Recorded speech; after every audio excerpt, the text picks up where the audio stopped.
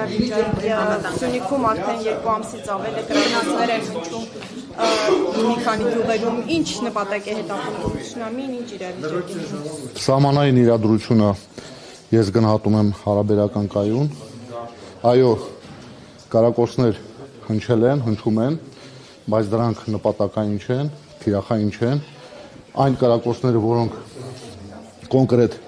թիրախավորում են, դրա մասով մեր պաշտոնական լրահոսը գերատեսչության ինքը տեղեկատվություն տալիս։ Ինքն Ադրբեջանը չէ, պաշտպանության նախարարն ասեց, վերջի կրակոցը Ադրբեջանը պատճառաբանել է, որ ինքը չէ, ով է։ Միանշանակ ադրբեջանական կողմը կպատճառաբանի, որ ինքը չէ, բայց իրականում իրենք են, այո, իսկ նպատակները, որ տալիս եք նպատակներ, առաջին կրակող կողմը ավելի լավ կիմանա իր նպատակները։ Իսկ մեր անում եք, պարոն Ասրյան։ Թող ավարտեմ։ Իսկ մեր գնահատականով նպատակները միանշանակ, եթե հակառակ կողմից կրակոցներ են արձակում, դրանք եւ մեր զինծառայողների վրա հոգեբանական ճնշում գործադրելու, սահմանային բնակչության վրա նույնպես ճնշում գործադրելու, բայց փաստն այն է, որ մենք դրան ուշադրություն չենք դարձնում, շարունակում ենք մեր բնականոն ծառայությունը եւ իրադրություն հարաբերական հետևանքները մեզ համար 44 օրյա պատերազմի նման լինեն։ Ինչ ենք անելու, պարոն Ասրյան։ Այսինքն ուշադրություն չենք դարձնում։ Հիմա ես որ հարց պատասխանեմ։ Ուշադրություն չեք դարձնում, այսինքն եթե 44 օրյա պատերազմի պատկեն ունենանք, ինչ եք լինելու։ Դուք ճիշտ չհասկացաք իմ պատասխանը, ուշադրություն չենք դարձնում, դա չի նշանակում, որ Հայաստանի մի րոպե, Հայաստանի զինված ուժերը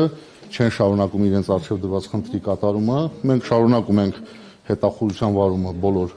ունեցած ուժերով եւ միջոցներով եւ սահմանային խորություններում հակառակորդի կողմից ոչ մի նմանատիպ սադրիչ քաղաքականության գործողություններ չկան։ Որ բանի կհակադարձի բանակը։ Իսկ դուք եք վստահ, որ պատերազմ չի լինելու եւ լինելու է խաղաղություն, ինչպես պնդում է վարչապետը։ Հայաստանի Հանրապետության վարչապետը հանդիսանում է նաեւ ի պաշտոն է զինված ուժերի համար գերագույն հրամանատար,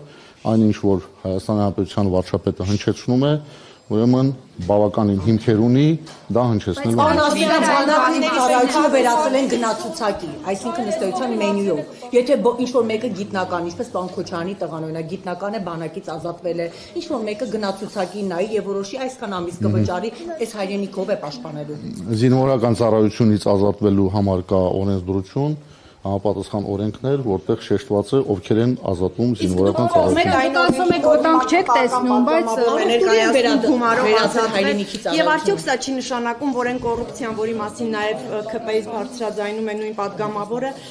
հնարավոր չէ այդ կոռուպցիայի դեմ փաստորեն պայքարել եւ դա վերվում է օրինականության։ Նայեք, կառավարության նիստում քննարկման ընթացքում պաշտպանության նախարարը, մեր գերատեսչության ղեկավարը ներկայացրել է տեսակետ եւ այդ տեսակետը միայն պաշտպանության նախարարի տեսակետը չէ, դա ամբողջ գերատեսչության ղեկավարության տեսակետն է, այդ թվում նաև գլխավոր շտաբի ազատողները շատ են, թողեք պատասխանեմ։ Ձեր որդիներին կհամաձայնեք փողի դիմաց։ Թողեք պատասխանեմ։ Առաջիկայում հանձնաժողովի կազմով կլինի քննարկում այդ օրինագծի մասով եւ մենք լրացուցիչ քննարկումների արդյունքում պաշտպանության նախարարի միջոցով մեր գերատեսչության տեսակետը կներկայացնենք այդ կոռուպցիան շատ է բանակում։ Լսեք, ես կոռուպցիայի կանխարգելման հանձնաժողովից չեմ, ես գլխավոր շտաբպետն եմ, այո, լինում են դեպքեր, երբ այս կամ այն կարգի զինծառայողները, սպաներ, նաև պայմանագրային հիմունքներով ծառայող այլ զինծառայողներ փորձում են կոռուպցիոն քայլերի գնալ, ռիսկերի գնալ, իսկ մեր պարտքն է, մեր պարտականությունն է, որպես դա արմատախիլ անենք։ Հիմա այս նախագծին դուք կողմ եք թե դեմ։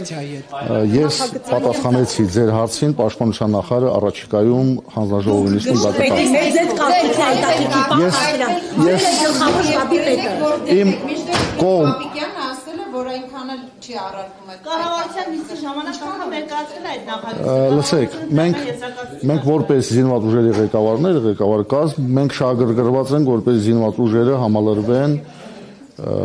առողջ, բանիմաց, կրթված զինծառայողներով, այսինքն քաղաքացիներով, իսկ գլխավոր շտաբի պարտքն է այդ համալրած զինծառայողներին ուսուցանել, շարունակել կրթելը, նրանց պատրաստել, ներդաշնակել եւ պատրաստ լինել մարտական խնդիրների կատարմանը։ Այս նախագիծը հակառակ դրան կգործի, եթե ընդունվի։ Առաջիկա կառավարության նիստում հանձնաժողովի կազմով պաշտպանության նախարարը բազմաթիվ փաստարկներով կներկայացնի գործող եւ հետագայում